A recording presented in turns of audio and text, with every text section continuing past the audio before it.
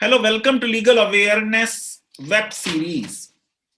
आज legal awareness web series के 400वें एपिसोड के लिए हमारे पास बहुत ही स्पेशल गेस्ट हैं। Veteran actor Naseeruddin Shah. नासिरुद्दीन शाह को बहुत से नेशनल अवार्ड्स मिले, फिल्म फेयर अवार्ड मिले, पद्मश्री मिला, पद्म भूषण मिला। उन्होंने बहुत सी फिल्में की। श्याम बेनेगल की निशांत उनकी पहली फिल्म थी और पहली फिल्म जो है ऑस्कर के लिए नॉमिनेट हुई।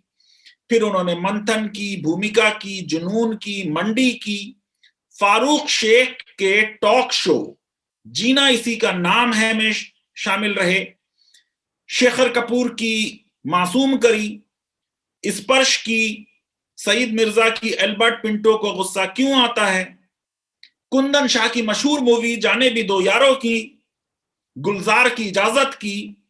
फिर मेन स्ट्रीम फिल्म्स में हम पांच उनकी पहली मूवी थी, गुलामी की, कर्मा की, जलवा की, मोहरा 100वीं मूवी थी उनकी, डर्टी पिक्चर की, पाकिस्तान की मूवी खुदा के लिए काम किया, हॉलीवुड की मूवी एक्स्ट्राऑर्डिनरी जेंटलमैन में काम किया और मशहूर टीवी सीरियल गुलजार का मिर्जा गालिब 1988 का, उसमें काम किया। आप डायरेक्टर भी रहे फिल्म यूं होता तो क्या होता। तो सर, मेरा पहला सवाल ये है कि ये जो बुक आपने लिखी, and then one day a memoir, ये तो बहुत अच्छी किताब रही, बड़े अच्छे इसके रिव्यूज आए। और मेरे दोस्त अलीगढ़ में जो अंग्रेजी पढ़ाते हैं, प्रोफेसर आसिम सिद्दीकी, उन्होंने किताब की तारीफ की कि भाई लैंग्वेज बहुत अच्छी है, टोन बहुत अच्छी है, विट बहुत है इसमें, टर्न ऑफ फ्रेजेस बहुत अच्छा है। और इस किताब के बारे में बहुत लोगों ने कहा कि आप बहुत कैंडिड रहे, इंक्लूडिंग जमीरुद्दीन शाह साहब। उन्होंने कहा अभी कितना शायद कैंडिड होने की जरूरत नहीं थी।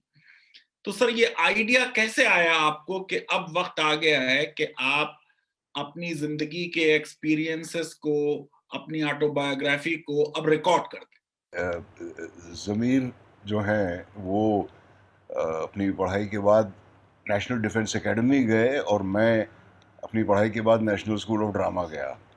जी सर। तो ड्रामा करना मेरी सिफत है और डिसिप्लिन रखना उनकी।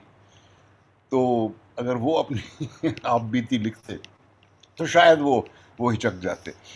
लेकिन जैसा कि मैंने कहा कि मुझे कोई भी बात से शर्मिंदगी महसूस करने की या छुपाने की ज़रूरत महसूस नहीं। ज़ाहिर है कुछ ऐसी बातें होती हैं हर एक की ज़िंदगी में जो कभी किसी को नहीं बताई जाती, तो ऐसी बातें भी हैं, ऐसा नहीं है कि मैंने सब कुछ कह डाला है।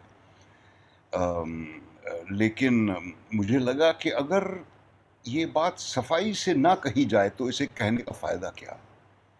और इसी इसी इसी रूल के साथ में गया। अब ये किताब लिखने का ख्याल क्यों आया मुझे, इसलिए कि मैं प्राग में जिस फिल्म का आपने जिक्र किया, एक्स्ट्रॉर्डिनरी जेंटलमैन, उसकी शूटिंग कर रहा था। बेहद सख्त बोर हो रहा था मैं, क्योंकि वह ना कोई जान पहचान का था प्राग में, और कोई भी शहर, हालांकि प्राग बेहद हसीन शहर है, लेकिन कोई भी शहर उतना ही हसीन होता है जितना आप उसके बारे में जानते हैं और जितने लोगों को आप उसमें जानते हैं। जी जी तो जी। 6 महीने वहाँ रहना पड़ा, और 6 महीने आए, मतलब जनवरी फरवरी, उस सर्दी का आप तसव्वुर भी नहीं कर सकते। सख्त बोर हो रहा था, और खुदा की फजल से पैसे इतने मिल रहे थे कि मेरी समझ में नहीं आ रहा था कि इनका मैं करूं क्या। तो मैंने एक कंप्यूटर ख़रीद डाला और एक साहब से कहा कि भाई मुझे सिखाइए कि ये कैसे चलता है, इसके साथ क्या किया जा सकता है। जी। उन्होंने कहा कि चलो सबसे पहले तो ये सीख लो कि इस पर लिखा कैसे जा सकता है। मैंने कहा चलो ठीक है। तो मैंने वर्ड डॉक्यूमेंट के बारे में सीखा और लिखना शुरू किया, आई वॉज बॉर्न वगैरह वगैरह। और जो 2 महीने मैं वहाँ था, बीच बीच में बहुत वक्त मिलता है हमें वैसे भी शूटिंग में, जो बात मुझे याद आती गई मैं लिखता गया। और ऐसा नहीं कि एक ही रवा में मैंने लिख डाला, ऐसा बिल्कुल नहीं है। 12 साल लगे जब से मैंने शुरू किया किताब के छपने तक। फिर मैं बोर हो जाता था, क्योंकि लिखना मेरी डिसिप्लिन है नहीं और बड़ा मुश्किल काम है। और फिर कुछ 1 साल बाद मैं फिर उसको पढ़ता और फिर उसमें कुछ जोड़ देता। इस तरह ये सारी बातें, और फिर तायद करता गया अपने भाइयों से, ज़मीर और ज़हीर जो बड़े हैं सबसे, जी कि जी भाई जी ऐसा हुआ था कि नहीं, तुम्हें याद है? कि वो सब कहते, हाँ यार बिल्कुल हमें याद है। बात तो सही है। और एक्टरों की बहुत ज़्यादा ऑटोबायोग्राफीज मैंने नहीं पढ़ी हैं, जो पढ़ी हैं वो मुझे बहुत ज़्यादा उनसे कुछ बहुत लोग ज़्यादा कहते हैं हासिल। कुछ घोस्ट राइटिंग हो जाती है उनकी ऑटोबायोग्राफी में, खुद नहीं गोस्ट, लिखते। वो तो खैर जी हाँ, वो तो होती ही है। और मेरे ख्याल से वो उस गोस्ट राइटिंग को गौर से पढ़ते भी नहीं है, क्योंकि इतनी इतनी शेखी बघारी जाती है उनमें, ज़्यादातर उन किताबों में, जी कि मेरा मूड ऑफ हो जाता है। मेरे ख्याल से एक आध ही एक्टर की लिखी हुई किताब होगी जो जो मुझे बेहद पसंद आई है, और जी वो है पीटर ओटूल साहब की किताब, जो जी जी लॉइटरिंग विथ विथ कॉज या ऐसा कुछ नाम है उसका। और मुझे ख्याल भी नहीं था कि कभी ये किताब बन जाएगी। मैं जो मुझे बातें याद आती गई, मैं लिखता गया लिखता गया लिखता गया, तकरीबन 100 पेज लिख डाले। जी और जी रामचंद्र गुहा से फिर मैंने एक दिन कहा कि भाई ज़रा ये पढ़ लें आप। तो उन्होंने पढ़ के बहुत मेरी हौसला अफजाई की कि इसको ख़त्म करो, फ़ौरन ख़त्म करो, ये तो काबिल लिखने के काबिल है ये किताब। इस तरह ये। अब सर ये बताएं कि जैसे हॉलीवुड के सेलिब्रिटीज हैं, उनका कुछ व्यू होता है पॉलिटिकल क्वेश्चंस पे, तो हमारे इंडियन जो सेलिब्रिटीज हैं वो क्यों भागते हैं चीजों से? ये डर है कुछ, या कुछ लैक ऑफ कन्विक्शन है, या बेचारों को अपने एक प्रोफेशनल उन्हें लगता है कि भैया पता नहीं फिल्में बंद मिलना बंद ना हो जाएं? क्या रीजन है कि हमारे सेलिब्रिटीज, आप तो खैर स्टैंड लेते रहे हैं, आपके तो ट्वीट्स भी बड़े चीजों पे जो करंट इश्यूज होते रहते हैं उन पे आते रहते हैं, लेकिन जनरली कुछ हमारी सेलिब्रिटीज हॉलीवुड की तरह स्टैंड नहीं लेते। सहमे हुए हैं, और ऐसा था नहीं हमेशा से। जब इमरजेंसी डिक्लेयर हुई थी तो फिल्म इंडस्ट्री में देवानंद साहब ने पार्टी खड़ी की थी जो चल नहीं पाई, लेकिन कोशिश की थी, प्रोटेस्ट किए थे, अपनी आवाज़ उठाई थी सब ने मिलकर। किशोर कुमार साहब के बारे में तो मशहूर है कि उन्होंने जब इनकार किया था किसी जलसे में जाने, तो उनके गाने जो थे वो बैन हो गए थे ऑल इंडिया रेडियो पर। फ़र्क कुछ नहीं पड़ा किशोर कुमार साहब को उससे, उनकी लोकप्रियता जो थी वो वैसी की वैसी रही। जी तो मालूम नहीं ये क्या क्या ऐसी बात है जो इतना सहमा देती है इन लोगों को। बहुत कुछ खोने का डर रखते हैं मेरे ख्याल से, और जिस स्तर पर ये लोग कमाते हैं और जिस स्तर पर ये अपनी ज़िंदगियां बसर करते हैं, मैं तसव्वुर भी नहीं कर सकता कि कितना बड़ा नुकसान हो सकता है उनके साथ। लेकिन कभी तो अपने अकीदों के साथ खड़ा होना ज़रूरी होता है। बिल्कुल सर, बिल्कुल। अमेरिका में जो आपने मिसाल दी, अमेरिका में इंडिपेंडेंटली वॉइस करते हैं अपने ओपिनियंस की। मेरे ख्याल से इतनी पॉलिटिकली कंट्रोल्ड नहीं है वहाँ की फिल्म इंडस्ट्री जी कि जी एक आदमी खड़ा होके हेड ऑफ द स्टेट के बारे में भी अपनी ओपिनियन जाहिर कर सकता है, और उसको कोई फ़र्क नहीं पड़ेगा, उसका कोई ब्लैक लिस्ट नहीं होगा, ना उसे काम मिलना बंद हो जाएगा। ये ज़रूर होगा कि उस शख्स के सपोर्टर्स उसको नहीं पसंद करेंगे, लेकिन उसकी फिल्में देखने फिर भी जाएंगे। तो कहीं कहीं पर इन लोगों को भी अपने स्टैंडिंग में, अपनी क़ुव्वत पे, अपनी काबिलियत पे, और जो 25-30 साल इन्होंने मेहनत करके जो पोजीशन कमाई है, उसको जस्टिफाई भी तो करना चाहिए। बिल्कुल बिल्कुल। नहीं, फिर अब ये देखिए सर, सुशांत सिंह के केस में जितनी स्पॉटलाइट रही मेन स्ट्रीम इलेक्ट्रॉनिक मीडिया में, तो ये फिल्म इंडस्ट्री पॉलिटिकल क्लास के लिए इतनी अहम क्यों हो गई? मीडिया ने बहुत ज़्यादा उछाला मेरे ख्याल से। पॉलिटिकल क्लास उस बेचारे सुशांत के केस में बहुत ज़्यादा इंटरेस्टेड भी नहीं थी। ये मीडिया का कसूर है, मैं मानता हूँ। उस मासूम ने अपनी जान ले ली कई परेशानियों की वजह से, खुदा मालूम वो क्या थी, लेकिन ऑब्वियसली ऐसी थी कि उसको ये कदम उठाना पड़ा। अब इसका जो तमाशा बनाया गया बाद में, और ये तो होता ही है फिल्म इंडस्ट्री में साहब, फिल्म इंडस्ट्री में क्या, मेन स्ट्रीम मीडिया में, कि कोई भी मौका हाथ से नहीं जाने देते, चाहे वो खुशी का मौका हो, चाहे वो सदमे का मौका हो, चाहे गम हो, चाहे वो ट्रेजेडी हो, चाहे किसी की पैदाइश हो, चाहे किसी की शादी हो, चाहे कोई एक्सीडेंट में घायल हो जाए। हर चीज को का और ढिंढोरा, आपदा में अफसर ढूंढ लेते हैं हम। बिल्कुल हर चीज। अच्छा सर, बहुत फिल्में इधर जिंगोइस्टिक टाइप की बन रही हैं। पहले भी कुछ पेट्रियाटिक मूवीज बनती रही, मनोज कुमार बनाते रहे, B.R. चोपड़ा ने बनाई नया दौर। तो क्या लिबरल स्पेस अभी अवेलेबल है या उतना अवेलेबल नहीं है फिल्म इंडस्ट्री में? बहुत ज्यादा तो अवेलेबल मेरे ख्याल से था भी नहीं कभी, और किसी ने भी एक ऐसी फिल्म जंग के बारे में बनाने की कोशिश नहीं की जो जंग की असलियत को, द हॉरर्स ऑफ वॉर, उसको पेश करे, बजाय इसके कि हमने दुश्मनों की खूब ठुकाई की। और जो भी बनी है, जिंगोइस्टिक ही कहूंगा मैं मनोज कुमार साहब की फिल्मों को, जी आई एम सॉरी, बहुत बहुत उन्हें पसंद किया गया वगैरह वगैरह, और अच्छी नहीं भी जरूर थी, लेकिन वो बेहद जिंगोइस्टिक फिल्में थीं। और हकीकत भी जो फिल्म थी चेतन साहब की, जो एक यार्डस्टिक सी मानी जाती है, वो मेरे ख्याल से एक कंप्लीट वॉर फिल्म वो एक साल में, उसके बाद फरहान अख्तर ने बनाई थी जो मुझे बहुत ही बुरी लगी। फिर वही सारा यार्डस्टिक मामला, दुश्मन जो है वो सिर्फ एक बदहैबत सा विलन ही हो सकता है, वो इंसान नहीं हो सकता। यही दिखाना इन फिल्मों का मकसद है। और आज तो ऐसा है कि आप जितनी एस्टेब्लिशमेंट के बारे में तालियां बजाएं, मेरे ख्याल से उतना ही ज़्यादा आपको आसानी होगी कोई भी फिल्म बनाने में। अगर आप ऐसी फिल्म बनाएं जिसमें दुश्मन के सिपाही भी इंसान जैसे दिखाए जाते हैं, मेरे ख्याल से आपको कोई बनाने नहीं देगा। और मेरे ख्याल से ये किस्सा पहले से ही है।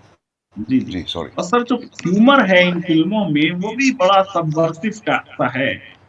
तो फिल्म मेकर्स कुछ रिस्क नहीं ले पा रहे, और अगर ज्यादा पीछे ना जाएं तो ऐसा लगता है कि पीके जैसी मूवी भी आज बनाना मुश्किल होगा। मेरे ख्याल से मुश्किल होगी। पीके क्या, मेरे ख्याल से जाने भी दो यारो जैसी फिल्म आज बनानी मुश्किल होगी। जी जी जी। कि कोई ना कोई उठ खड़ा होगा कि भाई ये तो मेरे ऊपर स्पूफ है, और जो महाभारत वाला जो सीन है वो तो आप कर ही नहीं सकेंगे आज। आपके ऊपर चढ़ाएंगे लोग और आपको जान से मार डालेंगे कि आप तो हिंदू धर्म की बेइज्जती कर रहे हैं। जी जी, जैसे तांडव के लिए अभी हुआ सर इतना ज्यादा, इवन इलाहाबाद हाई कोर्ट ने भी कुछ ऑब्जर्वेशंस ऐसी कर दी जो हाई कोर्ट से नहीं आनी चाहिए। जी हाँ, बेशक वो ऐसा लगता है कि एक इंसान अपनी पर्सनल हैसियत में इस तरह की बात कह रहा है। लेकिन जैसा कि कुणाल कामरा कह चुके हैं कि पहले जो बातें 6 पैग पीने के बाद की जाती थी, अब वो सुबह की कॉफी के साथ की जाती हैं। जी सर। अच्छा सर, आपका तो बड़ा एक थिएटर से क्लोज ताल्लुक रहा है, तो क्या आपको लगता है कि अब OTT प्लेटफॉर्म्स जो हैं वो थिएटर को मासस में ले जाएंगे? वरना तो ये मेट्रोपॉलिटन सिटीज और बड़े शहरों की चीज थी, और आपका तो अपना खुद जो सीरीज है बंदिश बंडित वो इतना पॉपुलर रहा है। देखिए, थिएटर जो है वो सिर्फ बड़े शहरों का फिनोमेनन नहीं था। हमारे हर गांव में सदियों से थिएटर होता आया है। क्लासिकल थिएटर को तो छोड़िए, जिसकी तो हजारों साल पुरानी ट्रेडिशन है। फोक थिएटर हर एक में, हैदराबाद में एक अलग किस्म का फोक थिएटर होता है, यूपी में एक अलग किस्म का फोक थिएटर होता है, महाराष्ट्र में एक अलग किस्म का, गुजरात में एक अलग किस्म का, बंगाल में एक अलग, वगैरह वगैरह। जी। तो भले ही वो बड़ा फैंसी नहीं था और हॉल में नहीं किया जाता था और 1000 रुपए के टिकट नहीं होते थे, वो गांव की चौक में किया जाता था। गांव वाले खाना वाना खा के अपनी चारपाइयाँ लेके आके देखा करते थे, और ये अब तक चल रहा है रिवाज। तो थिएटर की तो हमारी बहुत पुरानी ट्रेडिशन है। जो हमारा मेट्रोपॉलिटन थिएटर रहा है हमारे बड़े शहरों में, शुरू में तो सिर्फ कलकत्ता, बम्बई, दिल्ली और मद्रास में हुआ करता था। अब आप देखें, कानपुर में कोई थिएटर चला रहा है, कोई बरेली में थिएटर चला रहा है, कोई अहमदाबाद में, कोई नासिक में, कोई हापुड़ में, कोई कहीं पर। इनके बारे में मैं जानकारी हासिल करता रहता हूँ। तो मेट्रोपॉलिटन थिएटर में प्रॉब्लम ये रहा कि उन्होंने हमारी जो रूट्स हैं थिएटर की, वहाँ से कुछ निचोड़ हासिल नहीं किया। मगरिब की तरफ से जो भी असरात आए उन पर अमल किया। एब्सर्डिस्ट थिएटर और एग्जिस्टेंशलिस्ट थिएटर और इस तरह की सारी चीज़ें जो वर्ल्ड वॉर्स के बाद लिखी गई थी, जब यूरोप बहुत बड़े ट्रॉमा से गुजर रहा था। और ये सारी बातें उस मनस्थिति की रिप्रेजेंटेटिव हैं। हमारे मुल्क में तो खुदा के फजल से कभी कोई इस तरह का अजाब आया नहीं है। कोरोना मेरे ख्याल से पहला ऐसा अजाब है जो पूरे देश पर नाजिल हुआ है। लेकिन उससे पहले तो इसीलिए ग्रेट राइटिंग ने, अब देखिए वर्ल्ड वॉर 2 के बाद कितनी अजीम क्या कहते हैं अदब निकला है, कितना जर्मनी से, इटली से, फ्रांस से, ब्रिटेन से, इन सब मुल्कों से। हमारा मेट्रोपॉलिटन थिएटर कोई ओरिजिनल आइडेंटिटी नहीं पा सका और ना वो सुनने वाले की नब्ज को पहचान सका, और इसीलिए वो एक अचार जैसा बन गया। एक दौर था 70s में जब हिंदी ज़बान के तो बहुत कम लिखने वाले थे, एक मोहन राकेश साहब थे, और ज़बानों में थे, मराठी में ख़ास तौर से, जिनके ड्रामे अनुवाद किए जाते थे। हमें लगा कि ये एक दौर चल पड़ा है और ये आगे चलेगा, लेकिन अफसोस ये कि गिरीश कर्नाड, विजय तेंदुलकर, मोहन राकेश, आदि रंगाचार्य, बादल सरकार वगैरह, इनके कोई सक्सेसर्स नहीं आए। सक्सेसर्स आए तो बब्बर खान के। सेंस ऑफ ह्यूमर की जो आप बात कर रहे थे जी उससे ये बात ताल्लुक रखती है। जी सर। अच्छा सर, आपकी ये किताब के बाद फिर आपके दोस्त जिनका बड़ा जिक्र भी है, सईद मिर्जा साहब ने बुक लिखी memory in the age of amnesia, और उसमें उन्होंने जो आजकल के हालात थे और दोनों कम्युनिटीज के बीच जो बिटरनेस हो गई, उसका काफी जिक्र किया। तो आपको लगता है कि ये जो अनफॉर्चुनेट डेवलपमेंट है ये खत्म हो जाएगा, क्योंकि दोनों कम्युनिटीज सदियों से साथ में रही हैं और अल्टीमेटली हेट की कोई बहुत ज्यादा एज नहीं होगी, नफरतें खत्म होनी ही हैं और कभी ना कभी जरूर होंगी। खर्च हो ही जाती है। सिर्फ देखिए, ये तो हम उम्मीद नहीं छोड़ सकते कि ये ख़त्म होगी, क्योंकि अगर उम्मीद छोड़ दी तो फिर तो हमें लेट के मर जाना चाहिए। जी, उम्मीद तो हम नहीं छोड़ सकते। डर मुझे ये है कि जो जहर फैला है उसका कोई तोड़ काश मिल सके। हुकूमतें भी हमेशा तक नहीं रहती, बड़े से बड़ा नादिर शाह भी हमेशा के लिए हुकूमत नहीं कर पाया है, तो वो तो खैर बदलाव आएगा ही, लेकिन जो जहर फैला है उसका तोड़ क्या है। मैं सईद की बातों से बिल्कुल सहमत हूँ। अब एक और आपका सवाल है, शायद इसमें वो जुड़ जाएगा कि मैं और मेरे भाई, मेरे वालिद, मेरे दादा, मेरे परदादा और मेरे सकल दादा सब के सब हिंदुस्तान में पैदा हुए जी, और अपनी ज़िंदगी यहाँ बिताई, अपनी रोज़ी रोटी कमाई बिना किसी मुश्किल के, बिना किसी रुकावट के। मैं तो बचपन से ही सोचता था कि इसमें कौन सी, मतलब कभी ये मुझे अजीब बात नहीं लगी कि वो हमारे यहाँ हिंदू भी रहते हैं, मुसलमान भी रहते हैं, पारसी भी रहते हैं, ईसाई भी रहते हैं, सिख भी रहते हैं, जैन बुद्धिस्ट भी रहते हैं। इसमें कौन सी अजीब बात है? ये तो होना ही चाहिए, और ऐसा मेरे ख्याल से सारी दुनिया में होता होगा। नाज़ी जर्मनी का उस वक्त मुझे इल्म नहीं था, लेकिन ये मेरा ख्याल था। और मेरे बच्चे जब हुए, और हमारे इत्तेफाक से ऐसे कई दोस्त हैं जिनमें इंटर रिलीजियस मैरिजेस रही हैं, और उनसे सबसे पहले मुलाकात हुई, और वो बिल्कुल उनको नेचुरल बात लगती थी कि एक ईसाई है और एक हिंदू है, उन्होंने शादी की, या एक सिख सर मैं इस पे जरा आऊंगा सर, इंटरफेथ मैरिजेस पे। पर एक चीज सर, आप क्योंकि सिर्फ एक एक्टर नहीं है, एक सेलिब्रिटी नहीं है, एक थिंकिंग आदमी है, ये फरमाएं कि सारे इंटेलेक्चुअल मिलके इस एग्रेसिव नेशनलिज्म की कोई अल्टरनेटिव नरेटिव क्यों नहीं डेवलप कर पा रहे? ये इस बात का जवाब देना बड़ा मुश्किल है, क्योंकि शायद कहीं पर ये बातें उनके मनों में भी क्रिस्टलाइज हो रही हैं, और शायद इसमें वक्त लग रहा है। एक कलेक्टिव मूवमेंट होना चाहिए, कलेक्टिव फिलॉसफी तो खैर है ही हमारी, but there has to be a collective movement, और मेरे ख्याल से रहनुमा भी उसके लिए कोई होना चाहिए। जी जी। अच्छा सर, एक सवाल मैं आपसे ये पूछना चाहता हूँ, मैंने शुरू में भी बात की कि हॉलीवुड के लोग ज़्यादा स्टैंड लेते हैं कि अनलाइक हमारी फ़िल्म इंडस्ट्री के और लोगों के मुकाबले में आप ज़रा पॉलिटिकल माने जाते हैं। और मैं समझता हूँ कोई भी जो जेन्युइन आर्टिस्ट है, वो अपॉलिटिकल हो ही नहीं सकता और एब्सोल्युटली न्यूट्रल कोई आर्टिस्ट नहीं हो सकता। आपका तो हर चीज़ पे ओपिनियन है, विराट कोहली का बिहेवियर कैसा है, अनुपम खेर के सोशल मीडिया में पोस्ट कैसे हैं, तो क्या ये मुमकिन है सर कि एक आर्टिस्ट भी हो और उसके समाज में, उसके चारों तरफ जो कुछ हो रहा हो उसके बारे में उसकी कोई अच्छी बुरी राय ना हो? मेरे ख्याल से किसी भी आर्टिस्ट की जिम्मेदारी शायद थोड़ी ज़्यादा है क्योंकि उनकी बातें सुनी जाती हैं, लेकिन मेरा किसी भी इंसान को पॉलिटिकली अवेयर होना चाहिए। और मैं एक वक्त ऐसा था जब मैं समझता था कि ना मैं इस पार्टी फिलोसफी से जुड़ा हूँ ना उससे, मैं एपॉलिटिकल हूँ। ये बात मुझे अल्टीमेटली बिल्कुल गलत लगी, और जहाँ मुझे आवाज़ उठाने की ज़रूरत महसूस होती है वहाँ मैं आवाज़ उठाता हूँ, फिजूल इश्यूज़ पर नहीं।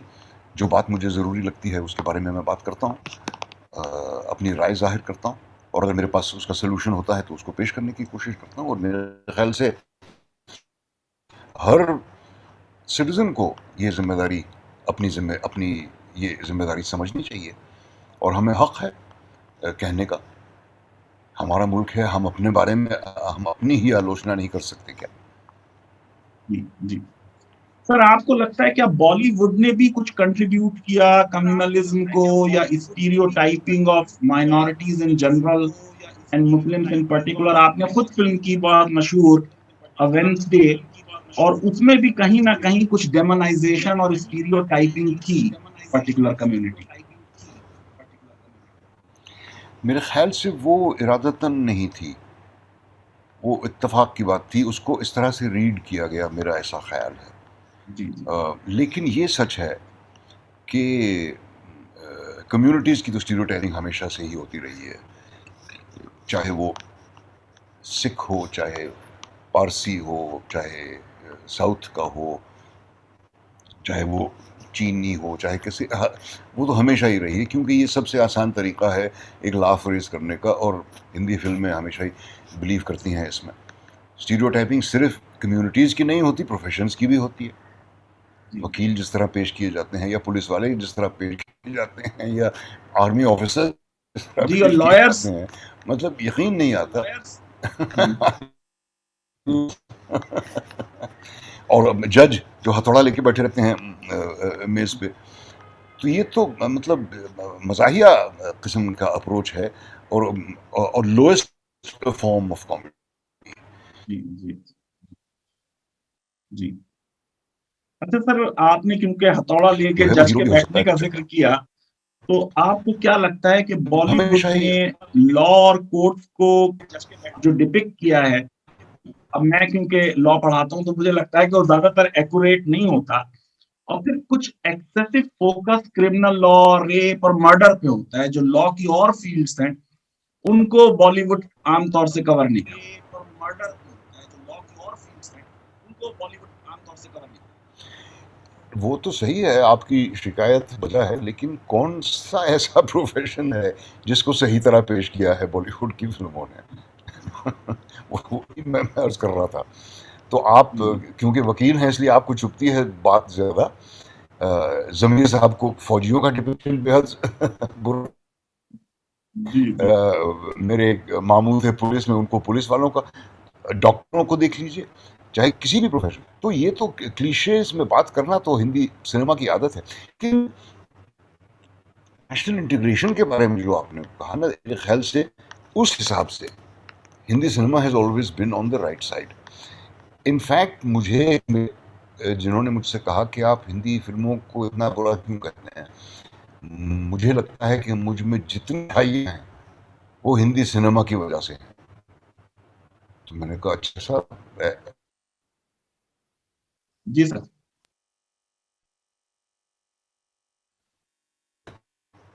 कोई भी हिंदी फिल्म ये नहीं कहती कि क्राइम विल पे, कोई भी हिंदी जी, फिल्म ये नहीं कहती कि देश से गद्दारी, कोई भी हिंदी फिल्म ये नहीं कहती कि माँ बाप का आदर मत करो, पढ़ाई मत करो, चोरी करना सीखो, डायरी पढ़ लो। कोई हिंदी फिल्म ये नहीं कहती।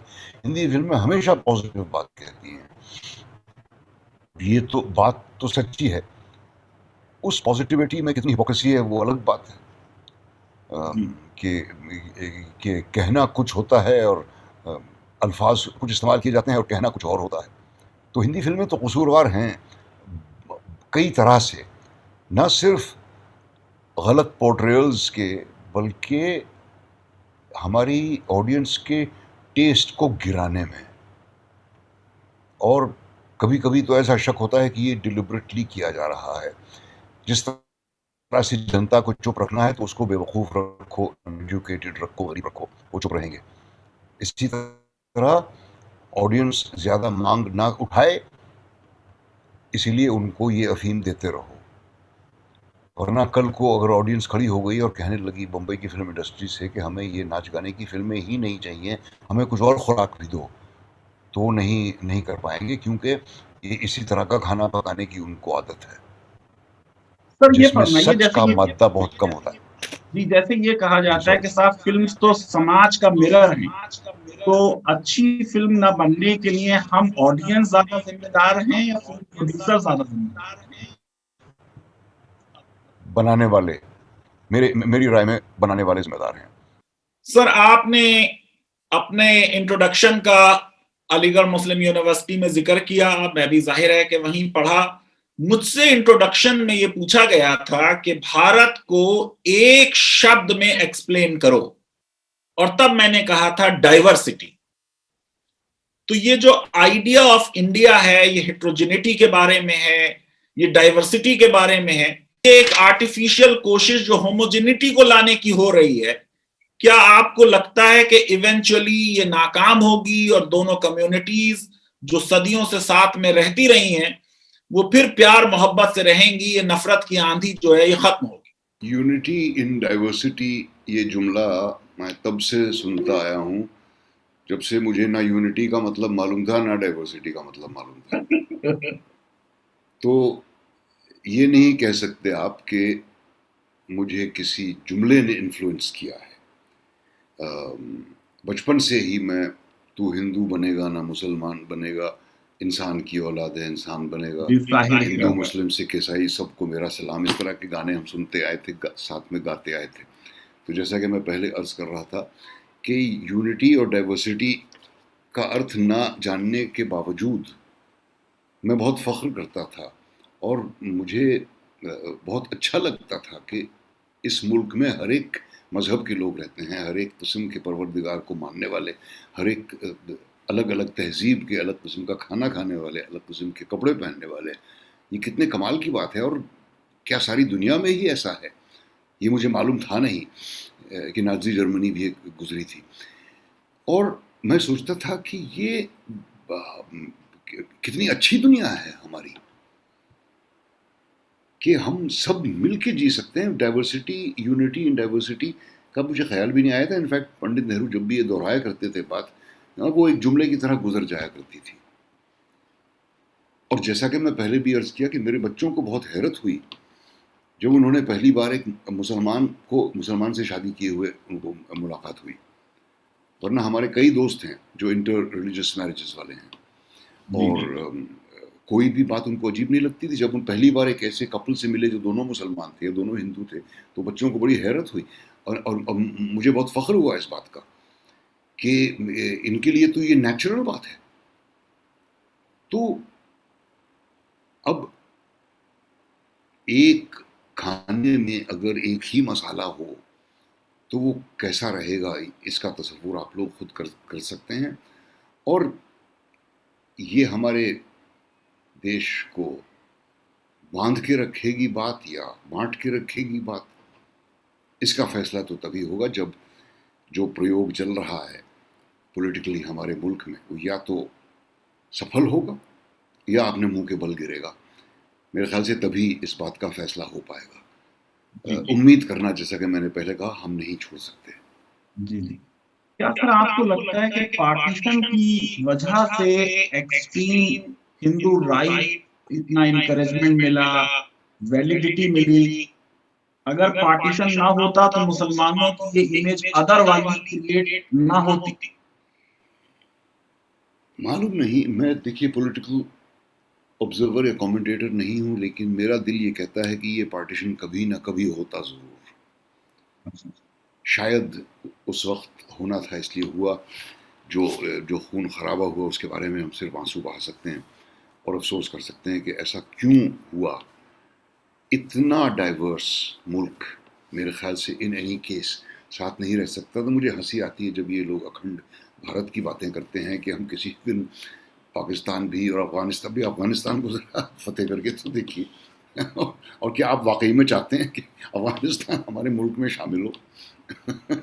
ऊपर से इधर म्यांमार और ये सब का सब, अरे ये नामुमकिन है। इतने बड़े देश, इतने बड़े इमेजिनरी देश को भी गवर्न करना। पार्टीशन के जो जख्म थे, जो कि जिनको सहलाया गया कई सालों तक,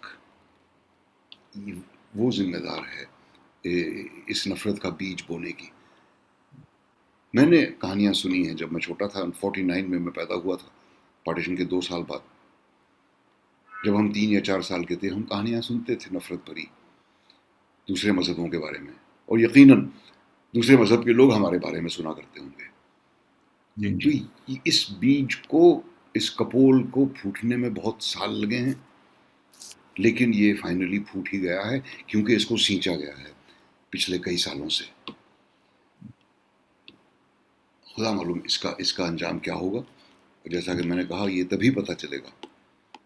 सर, कुछ आपको ये भी लगता है कि पोस्ट पार्टीशन इंडिया में मुसलमान भी रिस्पॉन्सिबल हैं कम्युनलिज्म के लिए, जैसे शाहबानों का मामला या बाबरी मस्जिद की मिसहैंडलिंग हुई, और इसमें जो फिल्म आपने पाकिस्तान के लिए की खुदा के लिए, उसमें जो म्यूजिक और दाढ़ी पे आपने व्यू प्रेजेंट किया, एक इनलाइटेंड व्यू, अगर इस तरीके का व्यू अडॉप्ट कर ली कम्युनिटी तो शायद मसाइल हल हो जाते। एग्जैक्टली। लेकिन हुआ ये कुछ तो सरकार की तरफ से कुछ अपने करने की वजह से कि हम लोगों ने मेन स्ट्रीम एजुकेशन को नकारा, अपने ही शेल के अंदर रहना पसंद किया। तरबियत को, एजुकेशन को, तालीम को बहुत कम अहमियत दी, अपने रिलीजियस व्यूज़ को ज़्यादा, प्रैक्टिकलिटी को कम। हमीद दलवाई साहब थे तकरीबन 75 साल पहले, जो एक छोटे से गांव के थे कोंकण में, जहां मुसलमानों की तादाद ज़्यादा है, और वो उनसे तब कहा करते थे, और मुसलमानों से बम्बई के भी, कि भाई एसिमिलेट होना सीखो, मराठी में बात किया करो, तुम महाराष्ट्र में रहते हो। मैं ये नहीं कह रहा कि उर्दू को नकारो, लेकिन एसिमिलेट जब तक वो नहीं करोगे तब तक कुछ हो नहीं सकता। कहीं भी किसी तरह का एनलाइटनमेंट, एजुकेशन मिल नहीं सकता। लेकिन उन्हें मुसलमान काफिर कहते थे और हिंदू हिपोक्रेट कहते थे कि ये इस तरह की बातें करता है, ही डजंट मीन इट। लेकिन तब की बात है, उन्होंने ट्रिपल तलाक के खिलाफ एक जुलूस निकाला था 1965 में या पता नहीं कब, जिसमें उनकी बीवी थी और 6-7 और लोग थे, औरतें थी। काश उनकी बात सुनी जाती। अफसोस कि वो बहुत छोटी उम्र में मर गए। लेकिन उन जैसे और लोगों की ज़रूरत है ये बातें समझाने की। और जब तक खुद ही मुसलमानों को इस बात का ख्याल नहीं आएगा कि जब तक हम तालीम नहीं पाएंगे हम तरक्की नहीं कर पाएंगे, हम एक जैसे दूसरों जैसे नहीं बन पाएंगे। सर, आपने जिक्र किया इंटरफेथ मैरिजेस का, और आपने कहा कि आपके लिए नॉर्मल था, आपके बच्चों के लिए ये नॉर्मल था। तो सर, जो 19वीं सेंचुरी में हमारे यहाँ special marriage act sir Henry main ने पास कराया था, उसकी वजह ये थी कि ब्राह्मो समाज के मानने वाले जो हिंदू मैरिज की डिटेल्ड प्रोसेस थी रिचुअल्स की, उससे परेशान थे। तो वो एक सिंपल मैरिज सेरेमनी चाहते थे। लेकिन जो लॉ इवेंचुअली बना उसमें ये कह दिया गया कि आप शादी तो कर सकते हैं स्पेशल मैरिज एक्ट के तहत, लेकिन आपको फिर अपने मजहब को छोड़ना पड़ेगा। नेहरू जी ने 1954 में इस पुराने स्पेशल मैरिज एक्ट की शॉर्टकमिंग को खत्म किया, नया स्पेशल मैरिज एक्ट पास हुआ। तो लॉ की सर जो पॉलिसी है वो ये है कि इंटरफेथ मैरिजेस हों, और ये जो लव जिहाद लॉज हैं ये कहीं ना कहीं जो हमारे लॉ की पॉलिसी है उसके खिलाफ है। बेशक, और ना सिर्फ ये कोशिश है हिंदू मुसलमानों के सोशल इंटरेक्शन को स्टिग्मेटाइज करने की। इसका असली मकसद ये है, मेरे ख्याल से कोई भी हिंदू इस मुल्क में ऐसा नहीं होगा जिसे वाकई में ये डर है कि किसी दिन मुसलमान हमसे ज्यादा हो जाएंगे। ये हो ही नहीं सकता अनलेस वो बहुत ही बड़ा बेवकूफ है। ये डर तो नहीं है उनके मन में, हिंदुइज्म इज अंडर अटैक वगैरह, ये सारी ढकोसले की बातें हैं जो उनके दिमागों में भरी जा रही हैं। इस लव जिहाद लॉ का असल मकसद है कि हिंदू मुसलमान आपस में मिलें ही नहीं, क्योंकि अगर मिलेंगे तो जाहिर है दोस्तियां होंगी, जाहिर है प्यार पैदा होगा, शादियां भी हो सकती हैं। सो जस्ट और कई तो नहीं, एक पॉलिटिशियन तो साहब वीडियो रिकॉर्डिंग में कहते हैं कि हिंदू संस्कृति अलग है, मुस्लिम संस्कृति अलग है, ये दोनों एक साथ रह ही नहीं सकती, और ये शख्स बहुत ही जिम्मेदारी के पद पर है। तो ये तो कॉन्स्टिट्यूशन की स्पिरिट के खिलाफ है, इंसानियत की स्पिरिट के खिलाफ है, हिंदुस्तानियत के खिलाफ है। तो सवाल ये पूछा जा रहा है कि अगर कोई हिंदू औरत मुसलमान लड़के से शादी करे तो वो भी लव जिहाद माना जाएगा क्या? कोई सरदार किसी पारसी से शादी करे तो वो भी लव जिहाद माना जाएगा क्या? ये तो बात कहीं खत्म ही नहीं होगी फिर। जी। तो जो लॉ की पॉलिसी है सर वो इंटरफेथ मैरिजेस के फेवर में है, और ये जो यूपी, हरियाणा और एमपी के लॉज हैं ये कहीं ना कहीं उस पॉलिसी के खिलाफ हैं। पर मैं सर आपसे ये जानना चाह रहा हूं कि इन लॉज से जो एक चीज सबसे ज्यादा उभर के सामने आती है वो ये कि रिलीजियस आइडेंटिटी जो है वो एक सेंट्रल चीज हमारे देश में बन गई है, और इसको आप कैसे देखते हैं? बिल्कुल चेंज नहीं हुआ है। कंसर्न मेरा उतना ही है, डर नहीं। मेरी तो जिंदगी गुजर गई, जो कुछ मैंने करना था कर लिया, शायद 10-1 साल और होंगे, लेकिन फिक्र मुझे होती है इनके बारे में। हालांकि बेकार है फिक्र करना, मुझे तो पता भी नहीं चलेगा कि क्या हो रहा है उनके साथ। सिर्फ दुआ कर सकता हूँ कि उनमें इतनी कुव्वत हो कि वो उस सिचुएशन को झेल सकें और उन्हें उसका सामना ना करना पड़े कभी। क्योंकि मजहब जो एक जोड़ने वाली फिलॉसफी है वो हमें अलग करने में कैसे कामयाब हो गई। ये मजहब, साहिर साहब ने कहा था कि ये मजहब का सिलसिला आज तक क्यों लाइलाज है। और सर मैं तो कहता हूं कि जो हेंस कुंग ने कहा था कि there shall be no lasting peace in the world unless there is peace between and within religions. बिल्कुल। और आखिर में सर क्या लीगल अवेयरनेस वेब सीरीज के व्यूअर्स के लिए आप कोई मैसेज देना चाहेंगे?